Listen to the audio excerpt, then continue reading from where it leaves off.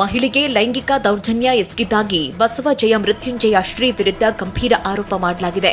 ದೈಹಿಕ ಮತ್ತು ಮಾನಸಿಕವಾಗಿ ಲೈಂಗಿಕ ಶೋಷಣೆ ಮಾಡಿದ್ದಾಗಿ ಆರೋಪಿಸಿ ಸಿಎಂ ಸಿದ್ದರಾಮಯ್ಯ, ಗೃಹ ಸಚಿವ ಡಾಕ್ಟರ್ ಜಿ ಪರಮೇಶ್ವರ್ ಮತ್ತು ಮಾನವ ಹಕ್ಕುಗಳ ಆಯೋಗ, ಮಹಿಳಾ ಆಯೋಗಕ್ಕೆ ಮಹಿಳೆಯೊಬ್ಬರು ದೂರು ಕೊಟ್ಟಿದ್ದಾರೆ. ನನ್ನ ಮೇಲಿನ ಲೈಂಗಿಕ ದೌರ್ಜನ್ಯದ ವಿಡಿಯೋ ಮಾಡಿಕೊಂಡಿದ್ದಾರೆ. ಆ ವಿಡಿಯೋವನ್ನು ಬಳಸಿಕೊಂಡು ನನಗೆ ಬ್ಲಾಕ್ ಮೇಲ್ ಮಾಡ್ತಾ ಇದ್ದು, ಪ್ರತಿ ರಾತ್ರಿ ಫೋನ್ ಮಾಡಿ ಬೆತ್ತಲೆ ವಿಡಿಯೋ ಕಾಲ್ ಮಾಡ್ತಾ ಇದ್ರು. ನಿತ್ಯ ವಿಡಿಯೋ ಕಾಲ್ ಮಾಡಿ ಬೆದರಿಸ್ತಾ ಇದ್ದಾರೆ ಎಂದು ಮಹಿಳೆ ದೂರಿದ್ದಾರೆ. ಆದರೆ ಈ ಮಹಿಳೆ ಸುಳ್ಳು ದೂರು ನೀಡಿ ಹಣಕ್ಕಾಗಿ ಬ್ಲಾಕ್ ಮೇಲ್ ಮಾಡ್ತಾ ಇದ್ದಾರೆ ಅಂತ ಏಪ್ರಿಲ್ 4ರಂದೇ ಮಹಿಳೆ ಸೇರಿ 4 ವಿರುದ್ಧ ಸ್ವಾಮೀಜಿ ದೂರು ದಾಖಲಿಸಿದ್ದಾರೆ. ಮತ್ತೊಂದೆಡೆ ವಿಜಯಾನಂದ ಕಾಶ್ಯಪ್ಪನವರು ಪ್ರತಿಕ್ರಿಯಿಸಿದ್ದು, ಸ್ವಾಮೀಜಿಗಳು ಚಾರಿತ್ರ್ಯವಂತರಾಗಿದ್ರೆ ಏಕೆ ಸ್ಟೇ ತರ್ತಾ ಇದ್ರು? ಮಹಿಳೆ ಹಣಕ್ಕೆ ಡಿಮಾಂಡ್ ಮಾಡಿದ್ಲು ಅಂದ್ರೆ ಏನಾದ್ರೂ ಆಗಿರ್ಲೇಬೇಕು ಅಲ್ವಾ ಅಂತ ಪ್ರಶ್ನಿಸಿದ್ದಾರೆ.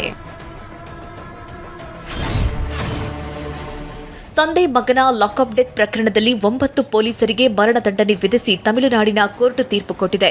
ಜೂನ್ 19, 2020ರಂದು ಕಸ್ಟಡಿಯಲ್ಲೇ ಚಿತ್ರಹಿಂಸೆ ನೀಡಿ ತಂದೆ ಮಗನನ್ನ ಕೊಂದ ಪ್ರಕರಣ ಇದು. ಕೊರೋನಾ ಕಾಲದಲ್ಲಿ ಲಾಕ್ಡೌನ್ ವೇಳೆ ಅನುಮತಿ ಮೀರಿ ಮೊಬೈಲ್ ಅಂಗಡಿ ತೆರೆದಿದ್ದಕ್ಕಾಗಿ ಸುಳ್ಳು ಆರೋಪ ಮಾಡಿ ಜಯರಾಜ್ ಮತ್ತು ಬೆನಿಕ್ಸ್ ಎಂಬ ಈ ಇಬ್ಬರನ್ನ ಪೊಲೀಸರು ಬಂಧಿಸಿದ್ರು.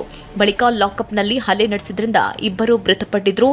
ಈ ಪ್ರಕರಣದಲ್ಲಿ 9 ಪೊಲೀಸ್ ಸಿಬ್ಬಂದಿಗೆ ಮರಣದಂಡನೆ ಶಿಕ್ಷೆ ವಿಧಿಸಲಾಗಿದೆ. ಹುಸಿ ಬಾಂಬ್ ಸಂದೇಶಗಳ ರೂವಾರಿ ಶ್ರೀನಿವಾಸ್ ಲೂಯಿಸ್ ಕುರಿತು ವಿಚಾರಣೆ ನಡೆಸ್ತಾ ಇರುವ ದೆಹಲಿ ಪೊಲೀಸರ ಎದುರು ಸ್ಫೋಟಕ ಮಾಹಿತಿ ಬಯಲಾಗಿದೆ. ಪಾಕಿಸ್ತಾನಕ್ಕೂ ಹುಸಿ ಬೆದರಿಕೆ ಹಾಕಿರುವುದು ಪತ್ತೆಯಾಗಿದೆ. ದೇಶದಲ್ಲಿ ಮಾತ್ರವಲ್ಲ, ಶ್ರೀನಿವಾಸ್ ನೆರೆ ರಾಷ್ಟ್ರ ಪಾಕಿಸ್ತಾನದ ಕೋರ್ಟ್, ಸರ್ಕಾರಿ ಕಚೇರಿಗಳಿಗೂ ಹುಸಿ ಬಾಂಬ್ ಕರೆ ಮಾಡಿದ್ದಾನೆ. ಶಾಲಾ ಕಾಲೇಜು, ಸರ್ಕಾರಿ ಕಚೇರಿಗಳಿಗೆ ಬೆದರಿಕೆ ಕರೆ ಮಾಡಿರುವುದು ಬಹಿರಂಗಗೊಂಡಿದೆ. ಇಂಟರ್ನೆಟ್ ಬಳಕೆಯಲ್ಲಿ ನೈಪುಣ್ಯತೆ ಹೊಂದಿದ್ದ ಶ್ರೀನಿವಾಸ್ ಪೊಲೀಸರಿಗೆ ಸಿಕ್ಕಿ ಬೀಳದಂತೆ ಡಾರ್ಕ್ ವೆಬ್ ಬಳಸಿದ್ದ. ಪಾಕ್ನ ಸ್ಥಳಗಳನ್ನ ಪತ್ತೆ ಮಾಡೋದಕ್ಕೆ ಗೂಗಲ್ ಮ್ಯಾಪ್ ಬಳಸಿದ್ದ. ಬರೋಬ್ಬರಿ 50ಕ್ಕೂ ಹೆಚ್ಚು ಇಮೇಲ್ ಐಡಿಗಳನ್ನ ಶ್ರೀನಿವಾಸ್ ಬಳಸಿದ್ದ ಅನ್ನೋದು ಗೊತ್ತಾಗಿದೆ. ಸದ್ಯ ಶ್ರೀನಿವಾಸ್ನ ಲ್ಯಾಪ್ಟಾಪ್, ಮೊಬೈಲ್, ಸಿಮ್ ಕಾರ್ಡ್ FSLಗೆ ರವಾನಿಸಲಾಗಿದೆ. ಬಿಜೆಪಿ ಮತ್ತು RSS ವಿಷಕಾರಿ ಹಾವಿದ್ದಂತೆ. ಹೀಗಂತ ಅಸ್ಸಾಂನಲ್ಲಿ ಪ್ರಚಾರದ ವೇಳೆ ಟೀಕಿಸಿದ್ದ AICC ಅಧ್ಯಕ್ಷ ಮಲ್ಲಿಕಾರ್ಜುನ ಖರ್ಗೆ ವಿರುದ್ಧ ಬಿಜೆಪಿ ದೂರನ್ನ ದಾಖಲಿಸಿದೆ. ಬೆಂಗಳೂರಿನ DG ಮತ್ತು IGP ಕಚೇರಿಯಲ್ಲಿ ಶಾಸಕರಾದ CK ರಾಮಮೂರ್ತಿ, ಮುನಿರಾಜು ನೇತೃತ್ವದಲ್ಲಿ ದೂರು ನೀಡಲಾಗಿದೆ. ಬಳಿಕ ಮಾತನಾಡಿದ ಜಯನಗರ ಶಾಸಕ CK ರಾಮಮೂರ್ತಿ, ಖರ್ಗೆ ಹೇಳಿಕೆ ಸಂವಿಧಾನ ವಿರೋಧಿಯಾಗಿದೆ ಎಂದಿದ್ದಾರೆ. ಇದು ಬಹಳ ಒಂದು ಸಂವಿಧಾನಾತ್ಮಕವಾಗಿ ಎಗನೆಸ್ಟ್ ಇದು. ಆ ದೃಷ್ಟಿಯಿಂದ ಎಲ್ಲ ನಮ್ಮ BJP ಮುಖಂಡರು ಕರೆಯನ್ನು ಕೊಡ್ತಾ ಇದ್ದೀವಿ. ಇತ್ತೀಚಿನ ದಿನಗಳಲ್ಲಿ ಖರ್ಗೆ ಅವರಿಗೆ ಮತ್ತು ಪ್ರಿಯಾಂಕಾ ಖರ್ಗೆ ಅವರಿಗೆ ನಿದ್ದೆ ಬರ್ತಿಲ್ಲ. ಕಣ್ಣು ಮುಚ್ಚಿದ್ರೆ ಅವ್ರ ಕಣ್ಣಿಗೆ ಕಾಣಿಸೋದು RSS ಅಂತ ಬೇಕಾಬಿಟ್ಟಿ ಹೇಳಿಕೆಯನ್ನು ಕೊಡ್ತಾರೆ.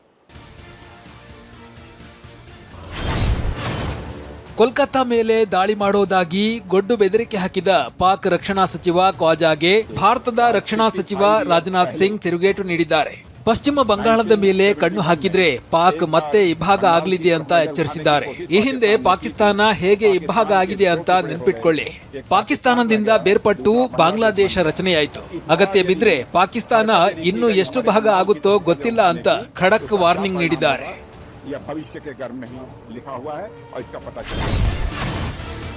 ಮಲಯಾಳಂನ ಸ್ಟಾರ್ ನಟಿ ಮಂಜು ವಾರಿಯರ್ಗೆ ಮಹಿಳಾ ಅಭಿಮಾನಿಯೊಬ್ಬರು ಬಲವಂತವಾಗಿ ಅಪ್ಪಿಕೊಂಡು ಮುತ್ತಿಟ್ಟಿದ್ದಾರೆ. ಕೇರಳದ ಪಾಲಕ್ಕಾಡ್ನ ಆಭರಣದ ಮಳಿಗೆಯೊಂದರ ಉದ್ಘಾಟನೆಗೆ ಬಂದಿದ್ದ ಮಂಜು ವಾರಿಯರ್ ನೋಡಲು ಅಭಿಮಾನಿ ಸಾಗರವೇ ನೆರೆದಿತ್ತು. ಈ ವೇಳೆ ವೇದಿಕೆ ಹತ್ತಿ ಬಂದ ಲೇಡಿ ಫ್ಯಾನ್ ಏಕಾಏಕಿ ತಪ್ಪಿಕೊಂಡು ಚುಂಬಿಸಿದ್ದಾಳೆ. ಈ ಅನಿರೀಕ್ಷಿತ ಘಟನೆಯಿಂದ ಮಂಜು ಸೇರಿದಂತೆ ಅಲ್ಲಿದ್ದ ಭದ್ರತಾ ಸಿಬ್ಬಂದಿ ದಂಗಾಗಿದ್ದಾರೆ. ಕೋಪ ತೋರದೆ ಮಂಜು ವಾರಿಯರ್ ಸಾವರಿಸಿಕೊಂಡು ನಗುಮೊಗದಿಂದಲೇ ಪರಿಸ್ಥಿತಿಯನ್ನ ನಿಭಾಯಿಸಿದ್ದಾರೆ. ಮಹಿಳೆ ಖಾಸಗಿ ಫೋಟೋ, ವಿಡಿಯೋ ಇಟ್ಕೊಂಡು ಬ್ಲಾಕ್ ಮೇಲ್ ಮಾಡ್ತಿದ್ದ ಆಂಧ್ರ ಮೂಲದ ಚೆನ್ನೂರು ಮಹೇಶ್, ವನ್ನೂರು ಸ್ವಾಮಿ ಅನ್ನೋ ಇಬ್ಬರನ್ನ ಬೆಂಗಳೂರಿನ KR ಪುರಂ ಪೊಲೀಸರು ಬಂಧಿಸಿದ್ದಾರೆ. ಆರೋಪಿಗಳು ಸ್ನ್ಯಾಪ್ಚಾಟ್ ಮೂಲಕ ಪರಿಚಯ ಮಾಡಿಕೊಂಡು 2 ಕೆಜಿ ಚಿನ್ನ, 40 ಲಕ್ಷ ಹಣ ಪಡೆದು ವಂಚಿಸಿದ್ರು ಎನ್ನಲಾಗಿದೆ. ನಗರಸಭೆ ಸಿಬ್ಬಂದಿ ಎಂದು ನಂಬಿಸಿ ಮನೆಗೆ ಎಂಟ್ರಿ ಕೊಟ್ಟ ಇಬ್ಬರು ಕಳ್ಳರು ಬರೋಬ್ಬರಿ 12 ಲಕ್ಷ ಮೌಲ್ಯದ ಚಿನ್ನ ಮತ್ತು ಬೆಳ್ಳಿ ಆಭರಣ ದೋಚಿದ್ದಾರೆ. ಶಿವಮೊಗ್ಗ ಸಾಗರದ ಶ್ರೀಧರ್ ನಗರದಲ್ಲಿ ಪ್ರಭಾಕರ್ ಹೆಗ್ಡೆ ಎಂಬುವರ ಮನೆಯಲ್ಲಿ ಕಳ್ಳತನ ಮಾಡಲಾಗಿದೆ. ಹೃದಯ ಸಮಸ್ಯೆ, ಉಸಿರಾಟ ಸಮಸ್ಯೆ ಅಂತ ಆಸ್ಪತ್ರೆಗೆ ಬಂದ್ರೆ ಎಕ್ಸ್ರೇ ಸಿಗದೆ ಜನ ಪರದಾಡ್ತಾ ಇದ್ದಾರೆ. ಬೆಂಗಳೂರಿನ ನೆಲಗದ್ರೆನಹಳ್ಳಿಯಿಂದ ಎಕ್ಸ್ರೇ ಅಂತ ಬಂದ್ರೆ ಎಕ್ಸ್ರೇ ಇಲ್ಲ, ಖಾಸಗಿ ಆಸ್ಪತ್ರೆಗೆ ಹೋಗೋದಕ್ಕೆ ದುಡ್ಡಿಲ್ಲ ಅಂತ ಬಡ ರೋಗಿಗಳು ನೋವು ತೋಡ್ಕೊಂಡಿದ್ದಾರೆ. ಮಾರ್ಚ್ 25ರಿಂದ ಬೆಂಗಳೂರಿನಲ್ಲಿ ಟೋಯಿಂಗ್ ಕಾರ್ಯಾಚರಣೆ ಆರಂಭ ಆಗಿದೆ. ಈ ಬಗ್ಗೆ ಬೆಂಗಳೂರು ನಗರ ಸಂಚಾರಿ ಪೊಲೀಸರು ಮಾಧ್ಯಮ ಪ್ರಕಟಣೆಯನ್ನ ನೀಡಿದ್ದಾರೆ. ಜಿಬಿಎಸ್ ಸಹಯೋಗದಲ್ಲಿ ಟೋಯಿಂಗ್ ಕಾರ್ಯಾಚರಣೆ ಆರಂಭ ಆಗಿದೆ. ಸಂಚಾರಿ ನಿಯಮ ಉಲ್ಲಂಘಿಸಿ ವಾಹನ ನಿಲುಗಡೆ ಮಾಡದಂತೆ ಜನರಿಗೆ ಸೂಚಿಸಲಾಗಿದೆ. ಅನಧಿಕೃತವಾಗಿ ವಾಹನ ನಿಲುಗಡೆ ಮಾಡಿದರೆ ಕೂಡಲೇ ತೆರವುಗೊಳಿಸುವುದಕ್ಕೆ ಮಾಹಿತಿಯನ್ನ ನೀಡಲಾಗಿದೆ.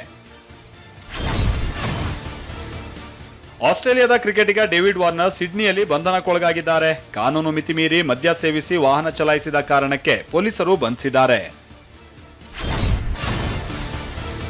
ಪ್ರತಾಪ್ ಸಿಂಹ ವಿರುದ್ಧ ಕಾಂಗ್ರೆಸ್ ಮುಖಂಡ ವಕೀಲ ರಮೇಶ್ ಬದ್ನೂರ್ರಿಂದ ಬಾಗಲಕೋಟೆಯ ನವನಗರ ಠಾಣೆಗೆ ದೂರು ಕೊಡಲಾಗಿದೆ.